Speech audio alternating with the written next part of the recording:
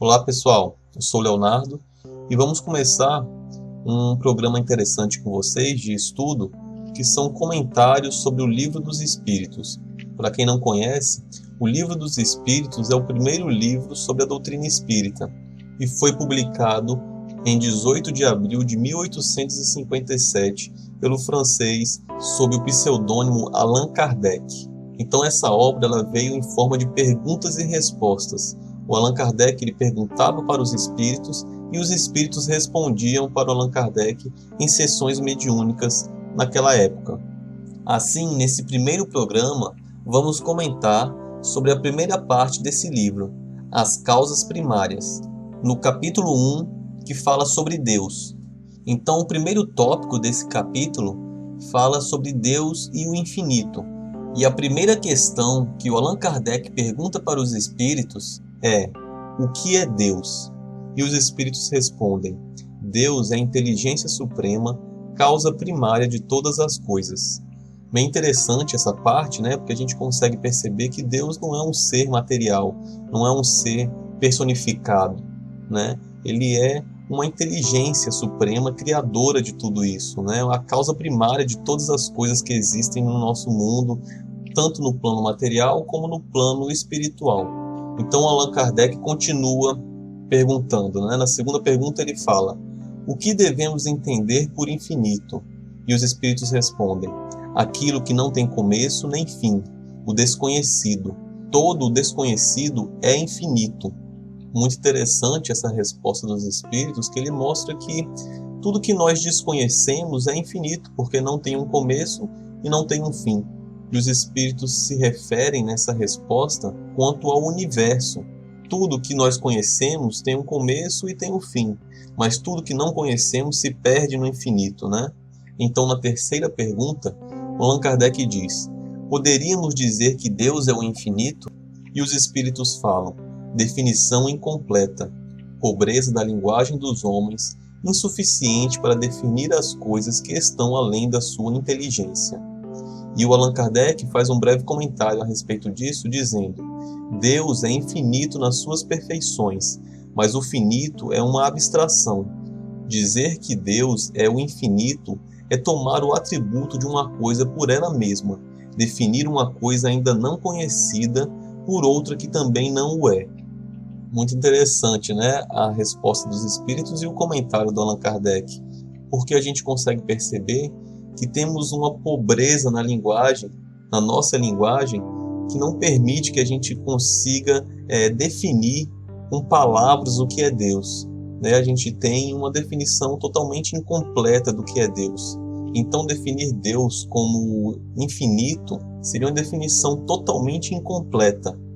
Continuando, vamos entrar agora no tópico que fala sobre provas da existência de Deus. Quarta pergunta: onde podemos encontrar a prova da existência de Deus?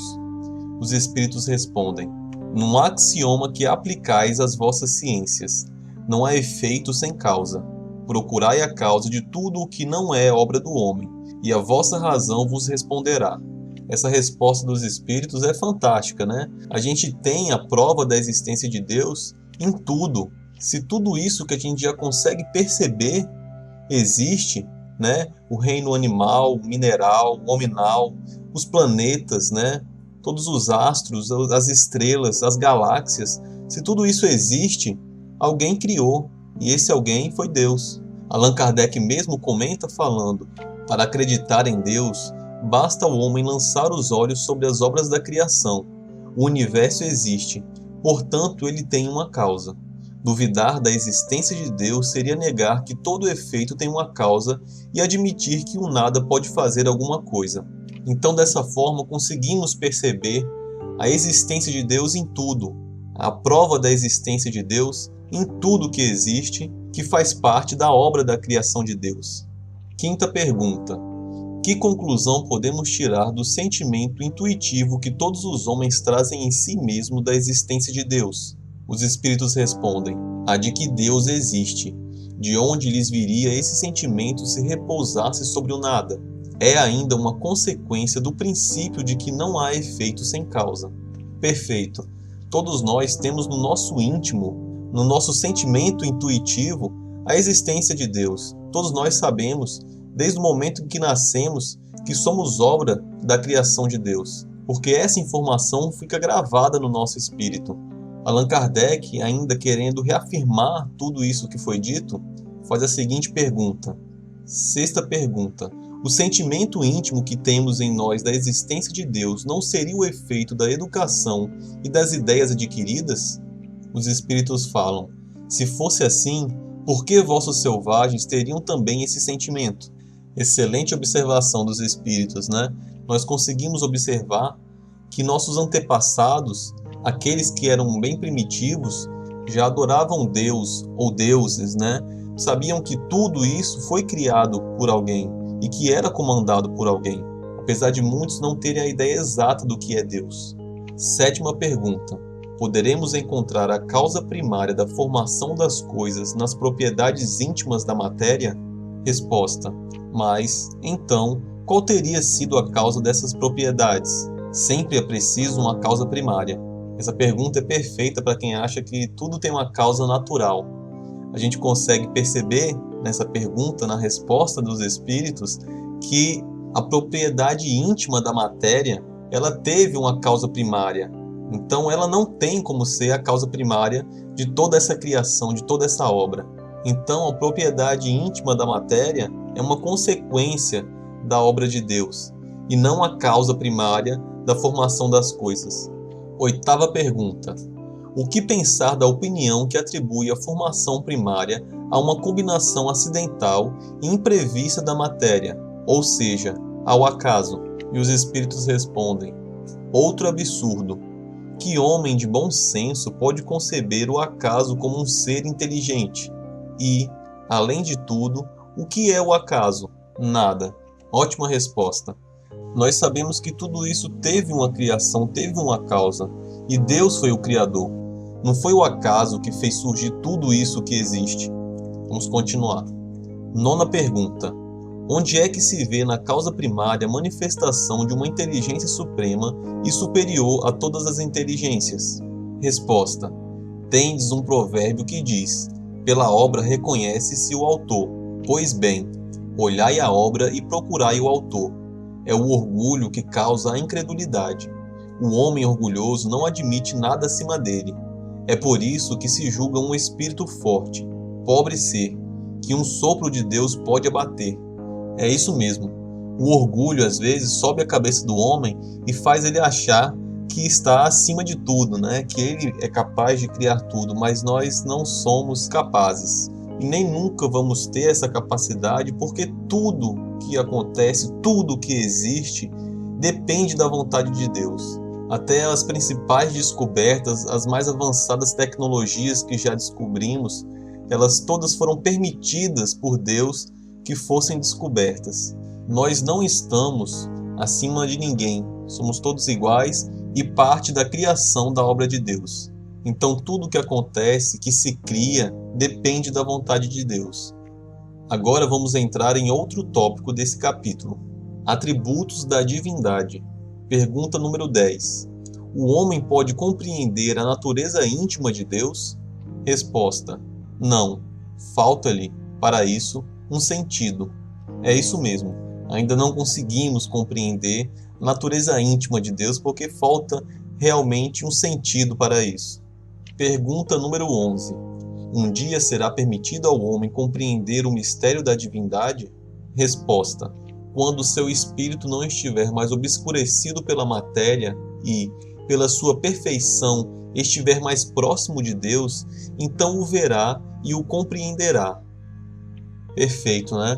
Até o Allan Kardec comenta que a inferioridade das nossas faculdades humanas não permite que a gente consiga compreender a natureza íntima de Deus. Então, um dia, quando nós evoluirmos a ponto de nos desprendermos, né, deixar a materialidade de lado e estivermos mais perto da perfeição, estivermos mais próximo de Deus, aí sim a gente vai conseguir ver Ele e compreender.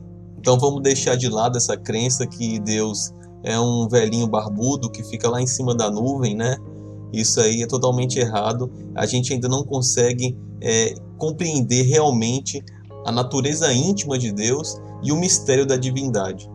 Allan Kardec até comenta, eu acho bem interessante esse comentário dele, falando que no começo da humanidade, na infância da humanidade, o homem confunde muitas vezes Deus com a criatura, e por isso dá a ele alguns atributos imperfeitos, né?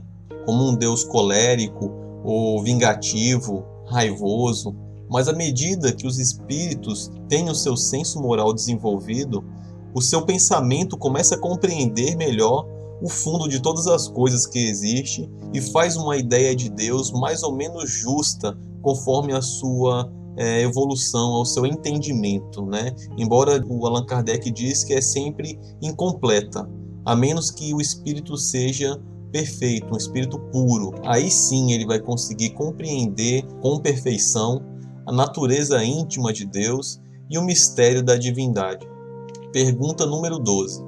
Se não podemos compreender a natureza íntima de Deus, podemos ter ideia de algumas de suas perfeições? Resposta: sim, de algumas. O homem as compreende melhor à medida que se eleva acima da matéria. Ele as pressente pelo pensamento. Perfeito, acho que a gente não precisa nem comentar, porque a resposta já diz tudo. Então vamos para a próxima pergunta.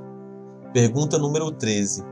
Quando dizemos que Deus é eterno, infinito, imutável, imaterial, único, todo-poderoso, soberanamente justo e bom, não temos uma ideia completa de seus atributos? E os espíritos respondem: do vosso ponto de vista, sim, porque acreditais abranger tudo. Mas ficais sabendo bem que há coisas acima da inteligência do homem mais inteligente, e que a vossa linguagem, limitada às vossas ideias e sensações, não tem condições de explicar. A razão vos diz, de fato, que Deus deve ter essas perfeições em grau supremo, porque se tivesse uma só de menos, ou que não se fosse de um grau infinito, não seria superior a tudo e, por conseguinte, não seria Deus. Por estar acima de todas as coisas, ele não pode estar sujeito a qualquer instabilidade e não pode ter nenhuma das imperfeições que a imaginação possa conceber. Nessa questão tem um comentário bem interessante do Allan Kardec. Ele diz assim: Deus é eterno. Se ele tivesse tido um começo, teria saído do nada, ou teria sido criado por um ser anterior. É assim que, de grau em grau, remontamos ao infinito e à eternidade. É imutável. Se tivesse sujeito a mudanças, as leis que regem o universo não teriam nenhuma estabilidade. É imaterial, ou seja, sua natureza difere de tudo o que chamamos matéria. De outro modo, não seria imutável, porque estaria sujeito às transformações da matéria. É único. Se houvesse vários deuses, não haveria unidade de desígnios, nem unidade de poder na ordenação do universo. É todo-poderoso, porque é único. Se não tivesse o soberano poder, haveria alguma coisa mais ou tão poderosa quanto ele. Não teria feito todas as coisas, e as que não tivesse feito seriam obras de um outro Deus. É soberanamente justo e bom. A sabedoria providencial das leis divinas se revela nas menores como nas maiores coisas, e essa sabedoria não permite duvidar de sua justiça nem de sua bondade. Então, assim, conseguimos, através desse comentário do Allan Kardec, que por sinal é excelente, ter uma ideia, de acordo com a nossa linguagem, dos atributos de Deus. É claro que ainda é bem incompleto, porque a nossa linguagem ainda é tão pobre, devido ao nosso nível evolutivo, que não conseguimos ter realmente ideia de tudo o que é Deus e dos seus atributos. Vamos entrar agora no último tópico desse capítulo, panteísmo. Pergunta 14. Deus é um ser distinto ou seria, segundo a opinião de alguns, resultante de todas as forças e de todas as inteligências do universo reunidas? Resposta: se fosse assim, Deus não existiria, porque seria o efeito e não a causa. Ele não pode ser ao mesmo tempo uma e outra coisa. Deus existe, não podeis duvidar disso. É o essencial. Crede em mim. não deveis ir além. Não vos percais num labirinto de onde não podereis sair. Isso não vos tornaria melhores, mas talvez um pouco mais orgulhosos, porque acreditaríeis saber e na realidade não saberíeis nada. Deixai de lado todos esses sistemas. Tendes muitas coisas que vos tocam mais diretamente, a começar por vós mesmos. Estudai vossas próprias imperfeições a fim de vos desembaraçar delas. Isso vos será mais útil do que querer penetrar no que é impenetrável. Perfeita essa resposta, né? Os Espíritos lembram a gente que o mais importante é a gente acreditar em Deus. Isso é o essencial. Mas que tem certas coisas que a gente ainda não tem capacidade de compreender e não adianta a gente querer compreender porque a gente não vai conseguir, devido à nossa inferioridade evolutiva. E que no momento o mais importante é a gente focar em nós mesmos. Nós temos diversos problemas, diversos erros que a gente comete ainda e que isso atrapalha a nossa evolução. E se atrapalha a nossa evolução, a gente não vai conseguir ter um nível evolutivo suficiente para compreender tudo isso que a gente gostaria de saber, mas que ainda não temos permissão e nem evolução para saber. Então, o mais importante realmente é a gente focar na gente, né? Estudando as nossas imperfeições e nos melhorando, para que a gente consiga evoluir mais rápido. Pergunta número 15. O que pensar da opinião de que todos os corpos da natureza, todos os seres, todos os globos do universo seriam parte da divindade e constituiriam, pelo seu conjunto, a própria divindade? Ou seja, o que pensar da doutrina panteísta? E os Espíritos respondem: o homem, não podendo se fazer Deus, quer pelo menos ser uma parte dele.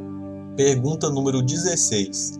Aqueles que acreditam nessa doutrina pretendem nela encontrar a demonstração de alguns atributos de Deus.